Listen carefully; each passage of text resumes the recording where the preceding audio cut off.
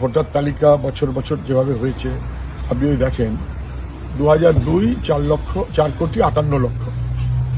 আচ্ছা, আমি সেটাকে বেশ ধরলাম। এবার বছরে বছরে ভোটার কত বাড়বে, জনসংখ্যা বৃদ্ধির সাথে তার সম্পর্ক আছে। জনসংখ্যা বৃদ্ধির যে সাইন্স সেটাই যদি আপনি তার সাথে মেলান, তাহলে ভোটার বৃদ্ধি এটা যতক্ষণ বামফ্রন্ট ছিল প্রায় একই রকম ছিল, 1% এদিক ওদিক। হাইয়েস্ট যখন সবচেয়ে বেশি ফারাক ছিল, ফারাকটা কি 3% 2009 সাল। 2011 সালে পরিবর্তনের সরকার, এই ফারাকটা যত ভোটার হওয়া উচিত আর যত ভোটার হয়েছে, এই ফারাকটা বাড়তে বাড়তে হয়ে গেল 13% 2014। তৃণমূল তার দায় নেবে না।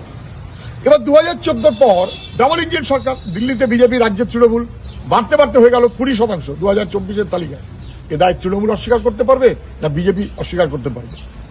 এই যে বাড়তি ফুতুরে মৃত মানুষের নাম রেখে দেওয়া এবং তারপর ভোটের নানান কারিকার্য করা, তৃণমূল এবং বিজেপি, যাহা তৃণমূল তাহা বিজেপি, এমনভাবে চলেছে যে আজকে পশ্চিমবাংলায় ভোটার লিস্টে অন্তত 1 কোটি নাম পাচ্ছে।